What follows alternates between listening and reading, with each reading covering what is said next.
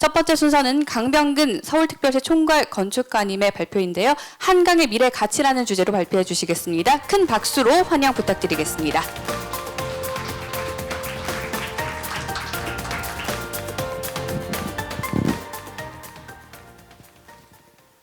미안하지만 불을 좀 꺼줄 수 있나요? 한강의 미래라는 건 제게, 또 어떻게 보면 우리 서울 시민은 물론이고 대한민국 국민들에게 기대이기도 하고 기회이기도 하다고 저는 생각을 합니다. 우리의 미래가 어디 있느냐 하면은, 모든 생명체는 인간을 포함해서 물에게 태어나고 물과 함께 공존하는데, 사실 물과 결별하게 되면은 흙으로 돌아가는 것이 우리 생태계의 원리입니다. 그렇다고 하면은 우리의 미래가 어디 있느냐고 물으면은, 저는 망설이지 않고 진짜 드리고 싶은 말씀이, 물과의 유대감을 어떻게 회복하느냐에 우리의 미래가 있다고 저는 그렇게 생각을 합니다. 크게 세 가지로 나누어 가지고 어떻게 물과의 유대감을 회복할 것이냐, 과거에서 찾고 현재에서 찾고 그리고 기대하는 미래에서 한번 그 가능성을 찾아보려고 합니다. 여러분, 한강의 진짜 모습 알고 계시나요? 어떤 강인가? 여기에 보시면은 강은 어디에서 발원을 하죠? 나무 잎에서 발원을 해서 그게 모여서 옹달샘이 되고 넘쳐서 실개천이 되고 지천과 하천을 이루면서 강에 이르게 됩니다. 수없이 세계적인 많은 도시들, 제가 규모가 비슷하고 인구 규모가 비슷하거나 땅의 면적이 비슷한 알려진 국가 수도들을 대상으로 우리 수도 서울이 가지고 있는 정말 참모습이 어떤 건지를 비교해 봤습니다. 한번 보세요. 물이 발원하는 산의 면적이 우리 서울시 전체 도시 면적의 26%라고 하는 거. 다른 도시 어떻죠? 파리, 런던, 도쿄 0%입니다. 단 한 뼘도 산림 면적이라는 게 없어요. 제가 유럽에서 공부할 때 너무 자랑스럽게 여기가 최고야 라고 했던 베를린마저도 전체 면적의 0.2%가 겨우 산림 면적이에요. 근데 우리 대한민국 얼마죠? 26%, 154.9 평방킬로미터예요. 그 산 중에 하나가 국립공원이 아닙니까? 시내버스 타고 국립공원 갈 수 있는 나라 보셨어요?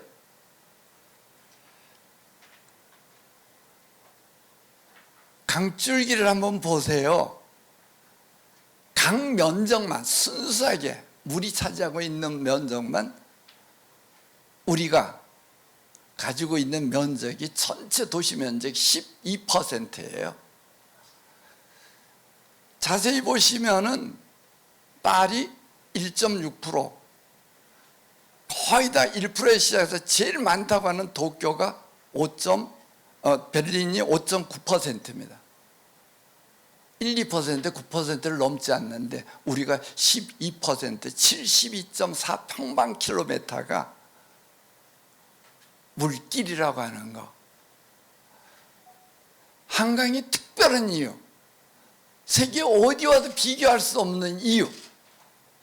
일단은 원천에서 시작해서, 지금 말해서 옹달샘에서 시작해서 실개천에서 하천과 지천과 하천을 이루어서 한강이라는 강에 이르기까지의 그 물길의 길이가 자그마치 332km니까 거의 부산 가는 길이하고 같아요.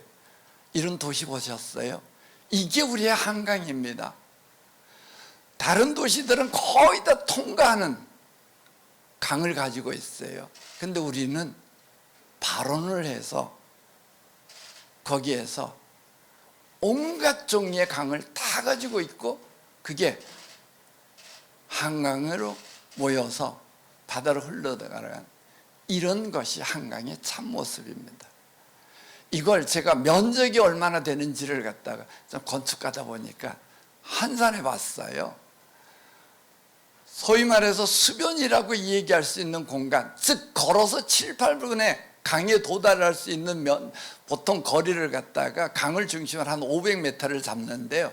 500m를 잡았을 때 수변 면적을 환산할 때 우리 서울시 면적의 거의 절반입니다. 48%예요. 여러분, 이것이 우리의 25개 구를 갖다가 골고루 적시고 지나간다. 그러면은 수변에다가 우리가 도시를 갖다가 잘만 관리해도 우리 서울시의 면적이 절반에 가까운 거니까 세계 어느 도시가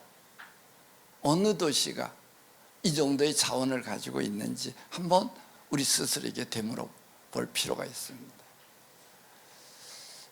양안으로 한강에 총 길이를 하면은 중심을 했을 때 41.5km니까 마라톤 풀코스의 길이잖아요. 강남 간북에 총 길이를 했더니 길이만 78.7km예요. 그냥 우리가 걸어도 이틀을 꼬박 내가지고 하루에 10시간씩 걸어야지 한강을 다 돌아본다는 소리 아니에요. 그쵸? 대단한 거예요. 면적으로 거의 40평방킬로미터니까 이것도 대단한 건데, 여기에 1년의 평균 이용객이 7천만이에요. 우리가 1,000만을 잡는다고 하면 1년에 7번은 간다는 소리 아니에요. 그쵸? 둔치 면적을 지금 현재 쓰고 있는 면적을 다른 용도로만 쓴다고 하더라도 거의 9평방킬로미터예요. 우리 미래가 보이지 않아요? 저는 시작을 여기서부터 해야 된다고 생각합니다. 아까 우리 조은희 의원님 또 우리 의장님이 힘을 실어주셨는데, 정도전 선생님이 한양도읍을 마스터 플랜을 짜신 이후 630년 동안 대한민국 수도 서울에 마스터 플랜을 짜본 사람이 없어요. 지금도 없어요. 그러면서 우리의 미래를 논한다는 게 너무 부끄러워서 올해 겨우 4억이라는 예산을 가지고 한강에 마스터 플랜을 포함한 우리 서울시의 종합계획을 수립하기에 이제 막대기 하나 들고 시작했습니다. 같이 논의하고 같이 기대해 주십시오. 이게 그 밑그림입니다. 다른 거 없어요. 신이 우리에게 준 강과 산을 합친 면적이 227.3평방킬로미터니까 이것을 수변 공간으로 환산해가지고 중복되는 걸 포함하면 우리 전체 면적이 73.87%, 이것만 관리한다고 하면은 요거 잘 이어가지고 그린을 벨트화 시키고 물을 그린 네트워크화 시켜가지고 이것만 살려놓고 그 나머지 지금 현재 지도에 희게 펴 있는 부분에만 밀도를 높여가지고 우리 도시를 만들어 간다고 하면은 저는 세계 어느 나라 수도도 감히 우리 서울을 따라오려고 엄두도 못 낼 거라고 저는 확신하고 있습니다. 자연이 만들어낸 서울의 강과 산은 이미 저는 세계 최고 수준입니다. 다만 우리가 최하위 수준으로 쓰고 있다는데 문제가 있다고 좀 반성을 할 필요가 있습니다. 한강의 미래는 물과의 유대감 회복에 있다고 저는 진짜 단언하고 싶습니다. 옛 모습 속에 숨어있는 우리의 미래가 있습니다. 이 옛 모습의 과거 속에 보이는 미래를 한번 찾아보십시오. 여러분 이런 사진들 많이 보셨어요. 조선시대는 철저하게 한강이 여기가 한양 도읍이니까 큰 변두리죠. 근데 여기 있는 워딩을 자세히 보면은 나루, 진 두 개밖에 없습니다. 나루라는 건너는 다리고 여름아, 진이라는 거는 물류가 오고 가던 항구입니다. 너무 많잖아요. 어디 갔어요 다?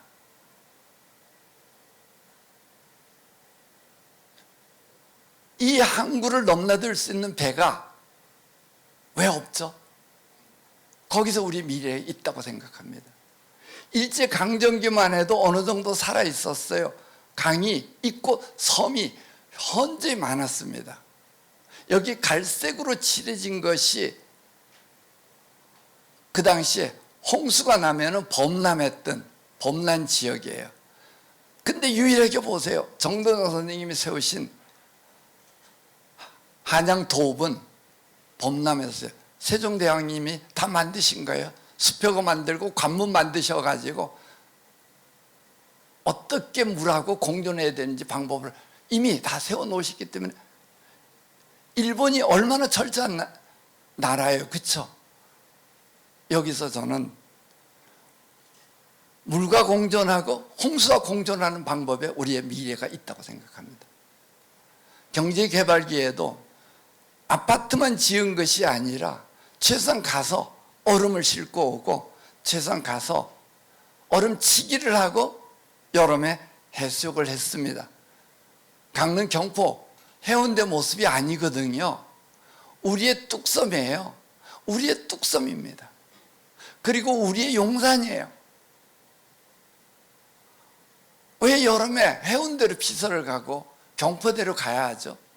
저는 한강으로 가야 할 수 있도록 여기 미래가 있지 않아요? 우리 미래가 왜 이러면 안 되죠? 광나루에서 몇 감뜬 어른분들 자주 만나시죠? 지금도 만들 수 있어요. 그런다고 해서 홍수가 더 나거나 그런 거 절대로 아닙니다. 환경이 파괴되는 것도 아니에요. 어떤 게 더 옳은 선택인지 우리가 쉽게 판단할 수 있을 겁니다. 현재 속에 미래가 저는 있다고 생각합니다. 세빛둥둥섬이 마치 홍수에 떠내려오는 쓰레기처럼 보이고 우리의 둔치가 지금 이제 가득 잠겨가지고 어디가 강이고 어디가 땅인지 모르는 이런 상황. 한강에 뿐만 아니라 서울에 비 내리는 날이 1년에 108일을 갖다가 놓고 분석을 해봤더니 보시면 거의 7, 8일을 몰려있고 100mm 이상의 비가 오는 날이 한 이틀 정도 정말 홍수가 난다는 얘기죠. 그럼 홍수가 나면 이 상황을 뒷정리하는 데까지 1년에 365일 중에 한 열흘 정도가 이 상황을 연상해요. 그런데 355일은 어디가 있죠? 왜 열흘 때문에 355일을 다 포기해라고 이 얘기하고 그게 당연하다고 생각하는지가 제가 의문을 제기하는 부분입니다. 그러면 요 열흘을 공존할 수 있도록 우리 도시를 만들어 간다고 하면 우리 미래는 어때야되는지 금방 결정될 거라고 생각합니다. 한강 얘기하면 수없이 많은 얘기가 접근성이 부족합니다.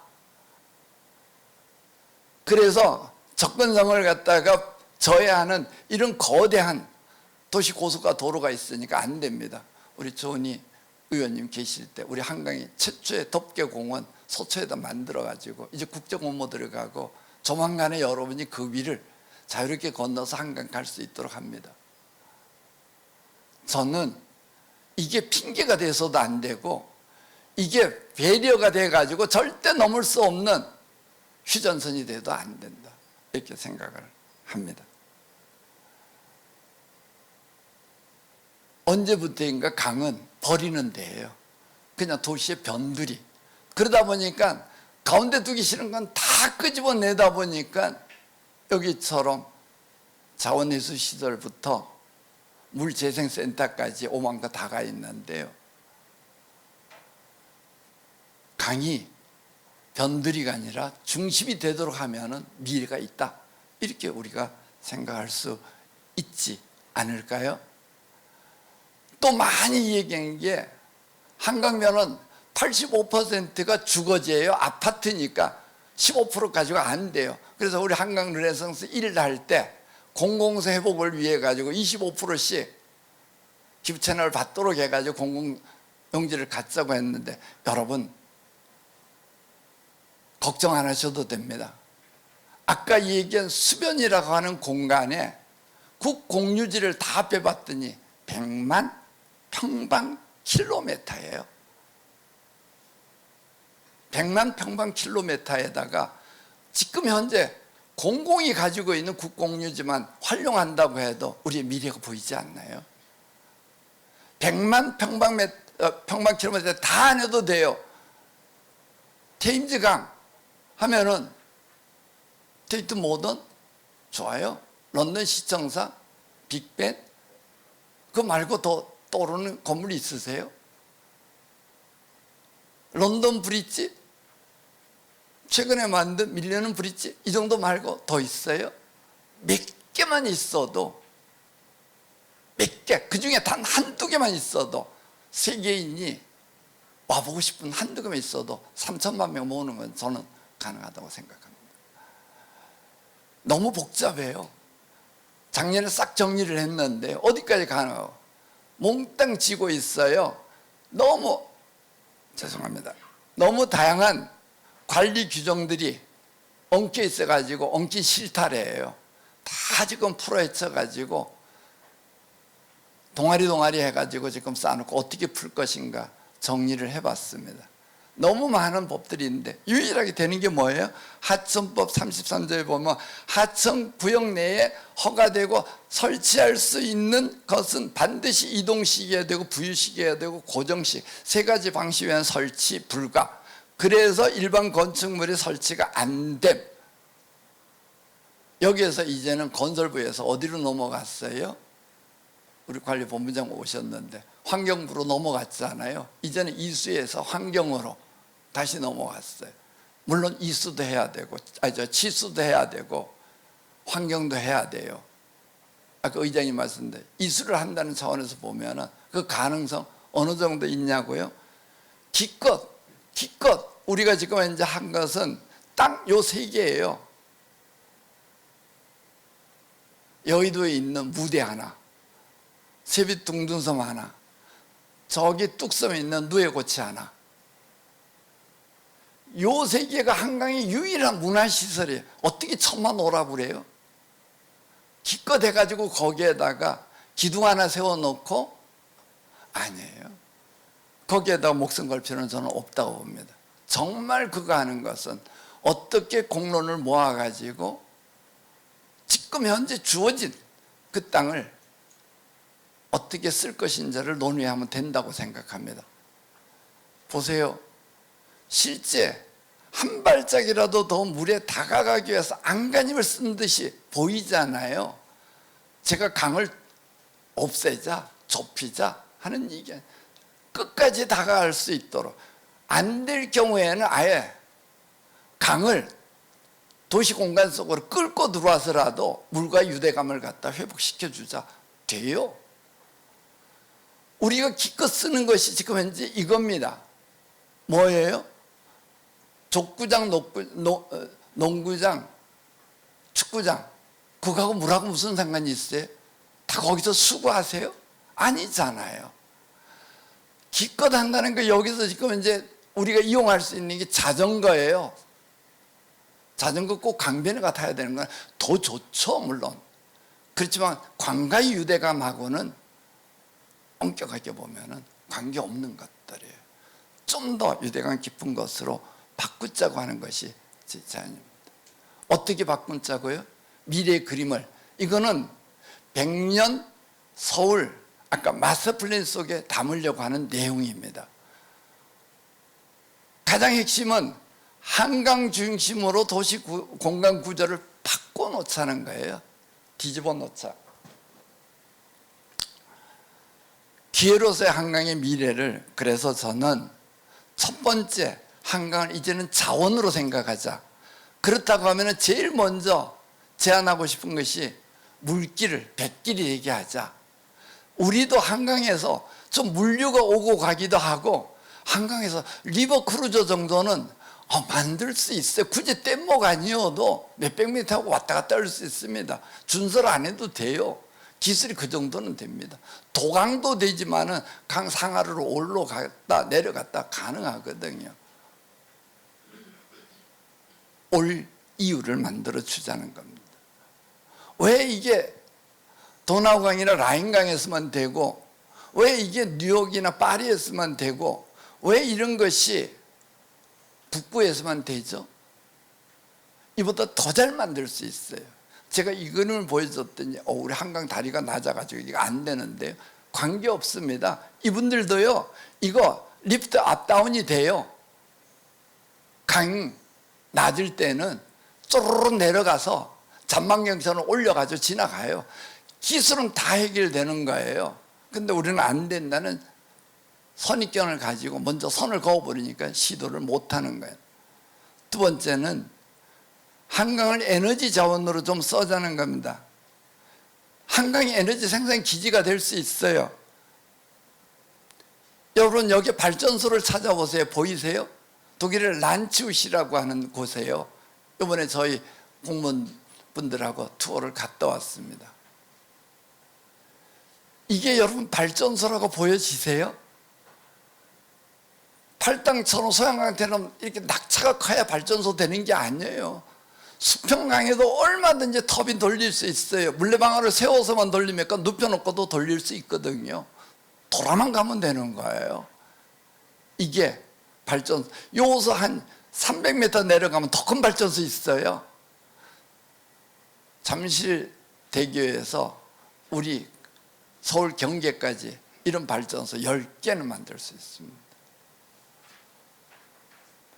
그 외에도 자원화하는 것, 에너지화하는 것은 훨씬 더 많은 아이디어가 있습니다. 한강 수변을 갖다 좀 더 입체적으로 하는데, 수역 경계 공간을 도시로 활용한다고 하면 이런 것들입니다. 옛날 뉴욕에 허드슨 강가가 이랬잖아요. 지금 이렇게 쓰고 있고, 제가 원고에다가 상하이의 푸동 지역을 갖다 좀 얘기했는데요. 옛날에 푸동이 지금 이렇게 됐잖아요. 서순이라고 하는 한 유대계 일가의 한 가족의 한 사업가에 의해 가지고 오늘날 푸동이 됐다는 글을 제가 잠깐 소개해 드렸습니다. 원고에다가. 여러분, 그 시작을, 그게 1875년이거든요. 그 시작을 우리가 지금 하려고 한다고 하면 용기가 생기지 않습니까? 실제 우리가 가능한 수역 도시 공간을 활용하려고 하면은 그 가능성을 갖다가 한번 찾아보면 아까 둔치 면적도 있고 실제 한강에 연계된 토지만 해도 어마어마한 것이 있는데, 쉽게 그냥 여러분 이해하기 쉽게 여기 있는 게 목동에 있는 유수지입니다. 72,000평이에요.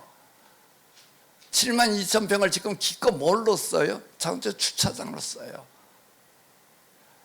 여기 있는 난지도, 옛날 지도를 제가 놨는데요. 난지도 주변지까지 하면 100만 평이에요. 겨우 뭐 해요?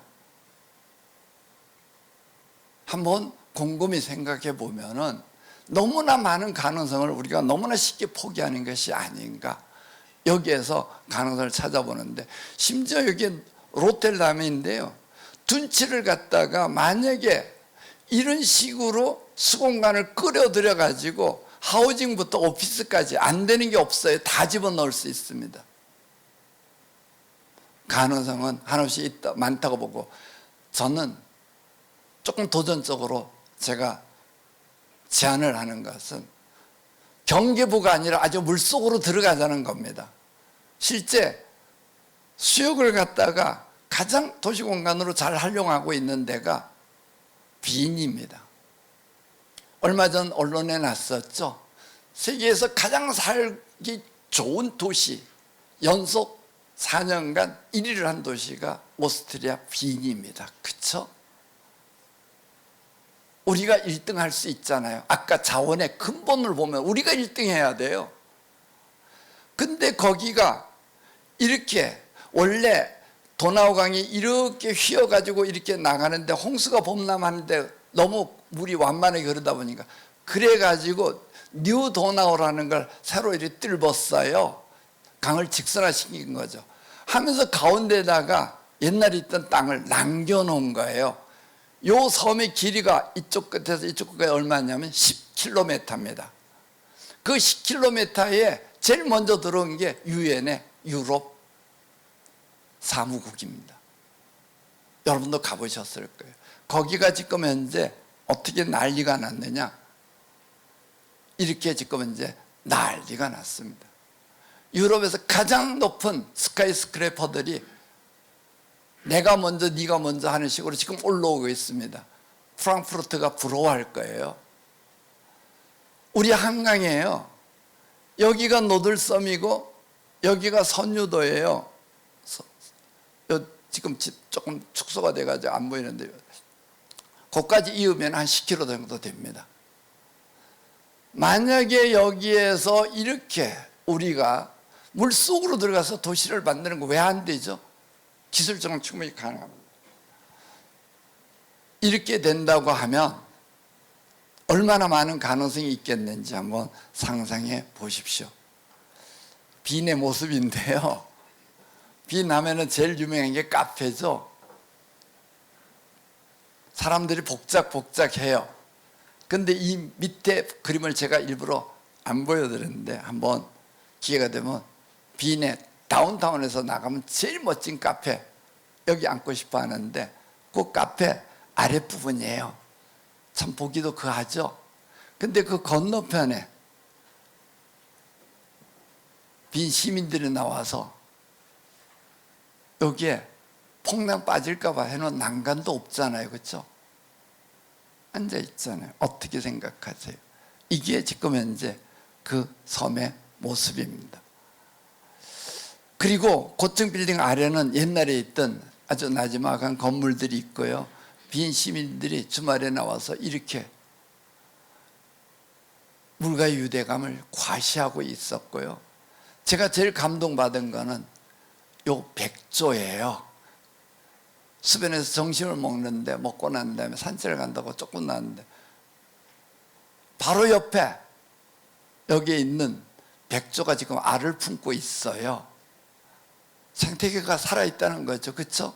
근데 이 백조를 아침에 눈만 뜨면 저녁 해질 때가 지키는 분들이, 요 노인들이 있어요. 왜 지키세요? 그랬더니 누군가가 방해할까 봐요. 이게 우리의 일상이 되면 안 될까요?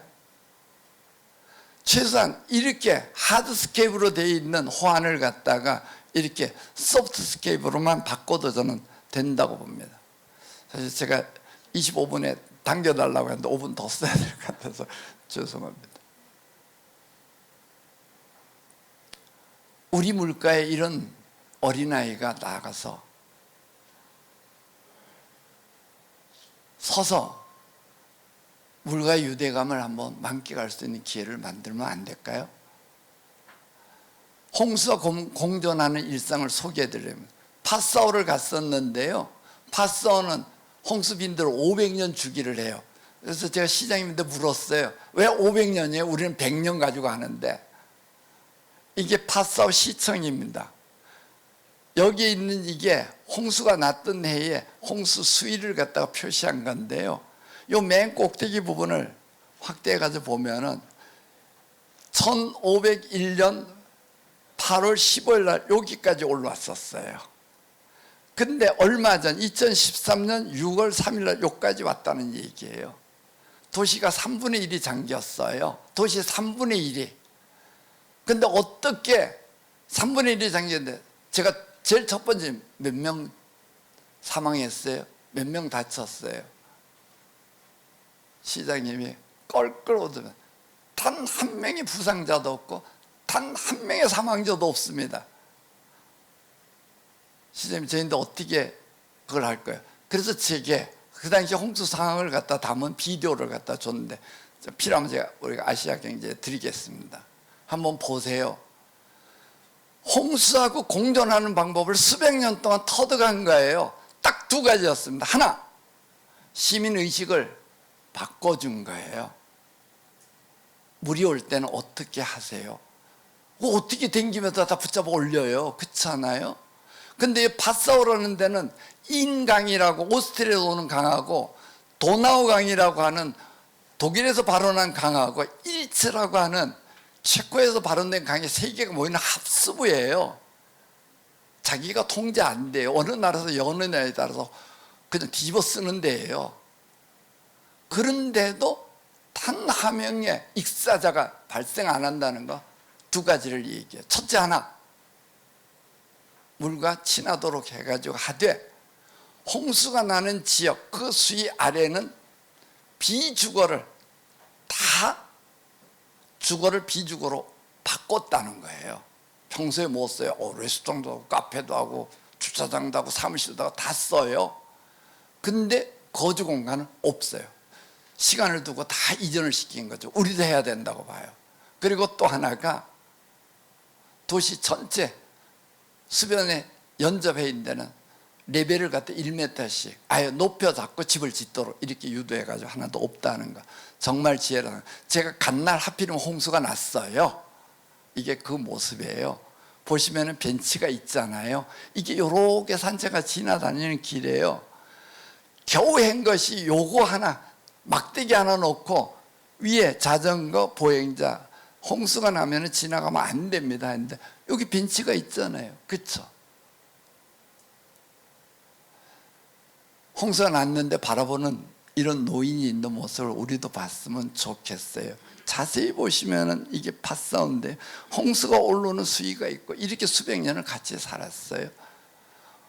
공존하는 방법 한 브룩은 여러분 잘 알 겁니다. 200년 혼수 빈도를 가지고 아예 도시를 하펜시티를 이렇게 만들었고 여기 하펜시티에 여러분 아는 엘베 필이 그렇게 해서 만들어져 있고 실제 보시면은 하드웨어가 전체 아무리 홍수가 와도 떠내려가거나 찌그러지거나 붙잡아 맬 수 없도록 만들면 되는 거예요. 충분히 평소에는 그냥 쉼터로 휴식소로 쓸 수 있습니다. 마지막입니다. 당장 내일이라도 할 수 있는 거, 한강에 서울의 대표 공간을 갖다가 교량으로도 만들 수 있다고 봐요. 우리 28개 다리 있거든요. 한 다리도 세계 자랑할 만한 다리의 모습이 없어요. 미안하지만.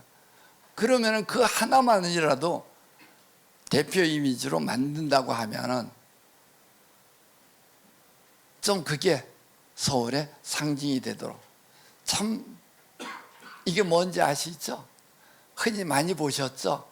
이 정도의 자물통 절대로 누구든지 풀면 안 되면 약속을 깨면 안 됩니다 하는 것이 어딘지 아세요? 쾰른 대성당에 있는 라인강 철교인데 지금 뭐가 돼? KTX 같은 고속철이 지나간 철교예요. 근데 그 철교 한 옆에 보셨죠? 철교 옆에 시끄러워서 뭐 전혀 아니에요. 딱 제가 볼 때 하나는 보도폭이 넓다는 거예요. 이거 하나만으로도 저는 희망이 있다고 생각합니다. 일상적인 도시 속에 이런 거 만드는 거 얼마든지 우리는 수없이 만들 수 있다고 생각합니다. 아파트 단지라고 예외가 아니고 강가라고도 예외가 정 안 되면은 이 정도의 시민을 위한 서비스만 있어도 강하고 유대감은 만들어진다고 생각합니다. 부러워하지 마세요. 두바이입니다. 사막 위에도 이렇게 물과 유대감을 가지려고 노력을 하는데 그래서 제가 여러분 있는 원고에다가 왜 우리는 물이 1000대를 받을까? 물이 너무 많아서 이렇게 썼는데 제 생각이 틀리지 않을 거라 생각합니다. 이게 제가 생각하는 또 제가 가장 기대하는 우리 한강의 미래입니다. 100년 후에 누군가 한강 옆에 이런 벤치 하나를 보고 벤치라는 게 뭐예요? 누구나 내려놓을 수 있는 곳 몸도 내려놓고 생각도 내려놓고 모든 걸 다 누구나 다 이용할 수 있는 곳 그렇죠? 누구나 다 쉬다 갈 수 있는 곳 저 벤치가 오늘 이 자리에서 누군가 놓기 시작하고 만들기 시작했다는 걸로 기억됐으면 좋겠습니다. 고맙습니다.